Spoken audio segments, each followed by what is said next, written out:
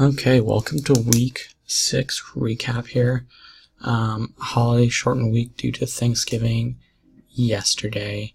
So we had Monday, Tuesday, Wednesday, Thursday off, and then Friday was a half day.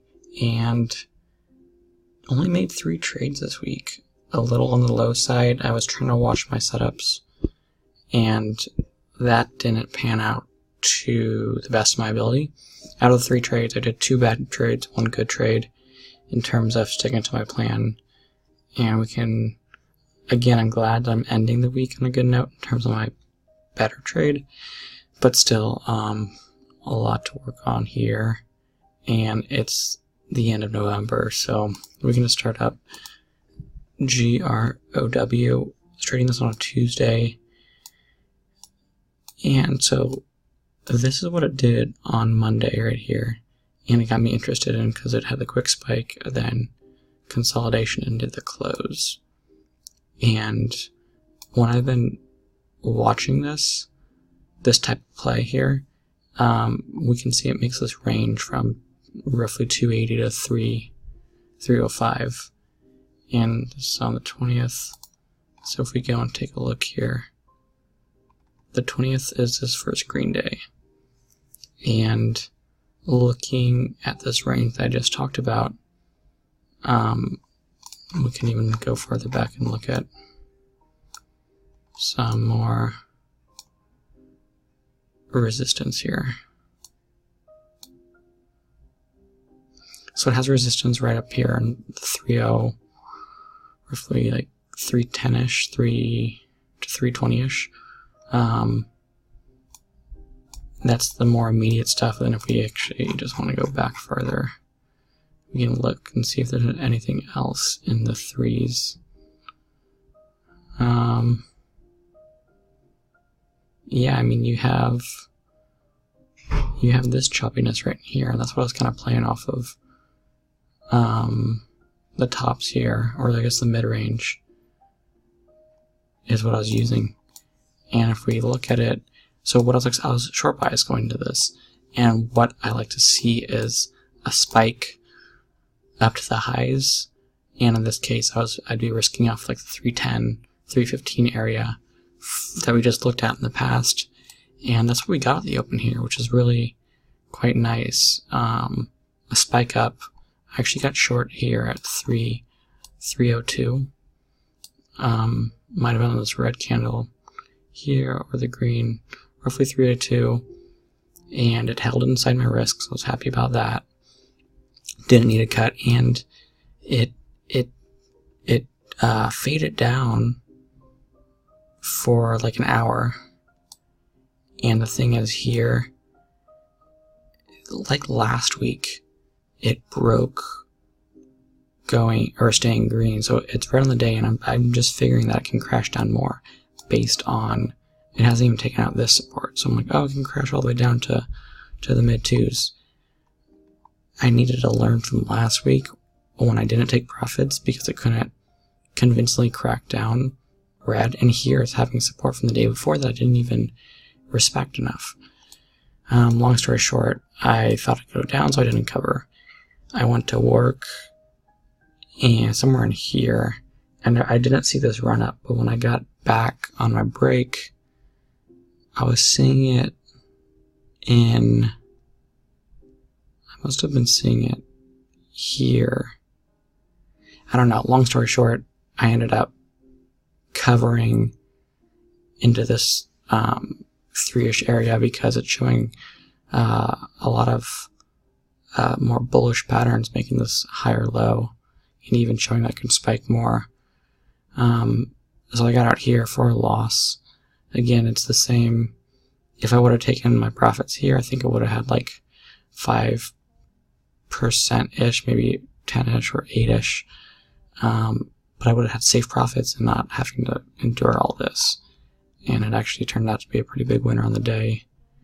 And even today, it's on Friday here, it's spiking big. But next, AMPE. I was holding this one. This is not a good trade based on, it's the same type of move, the uptrend, the consolidation, but I don't have enough data in terms of knowing what this is going to do. And I was pretty much just guessing, buying it here in the 179s. I saw that it had support in the 170s, kind of from here-ish, and making even a base first here, a little crack came back. Being on the 22nd, if we want to look at it. Again, this is first green day. And going back, I see a lot of resistance here in the 2s and even the 190, I guess the 170s. So I was buying on the support here. And granted, I knew there's resistance overhead, but my thinking was that this is such a big breakout here that, and I'm buying it near support as close as I could get it at the time because I didn't want it to run back up. But I'm thinking that if anything, I can get it up to, it can spike up to the mid 190s or the 2s, and I can take profits there unless it's looking super strong, then I might try to hold for a breakout. But I thought I had a little bit of upside at the open. And the rest of the day here, so I'm figuring the people that bought up in this higher area and they had this crack down, they're holding, and when this thing comes back up, they're going to break even, and they sell, and I think that's what causes this. But the reason that it was still a hold for me was because these dip buyers, they're not going to sell into this spike more than likely, and they're probably not going to sell when it comes back down. So they're still holding because it hasn't cracked mainly these key levels. Coming out the open, so yeah, I was risking off of this low here, roughly I was risking off 170, yeah, and had support here too. So 170 was, and I know that these stocks dip, so I wasn't scared when it started dipping because I was figuring it was going to be a bounce. But sure enough, it cracked 170. I got out immediately on that first red candle that cracked it, and so was this last one. And I got scared that it would fall apart here, so I got out quick. Turns out, I got out at 169, so I was staying true to my risk. Turns out 5 cents more, and that was the low. And it squeezed up. I mean, I could see this little bounce happening, but I pretty much blame all this for it being the day after Thanksgiving and a lot of junky companies run. So I really didn't regret it. I think if it wasn't a holiday week here, I don't think we would have had this at all. So me playing it safe right there I was proud of myself for that. In terms of the cover, or in terms of the sell, I wasn't proud of myself for even buying this pattern yet, because I haven't developed it enough. So that was a bad trade overnight. And then that's the same Friday, actually today, I was trading MARA. Yesterday had a big move up here, and after hours, it came up back to the highs, and it was consolidating. So I was thinking that this is definitely in play. And then this morning, to confirm that again, we had a massive spike up to almost to the 5s off of the mid 2s. So basically a double there, and it came back down. And I was chopping around here.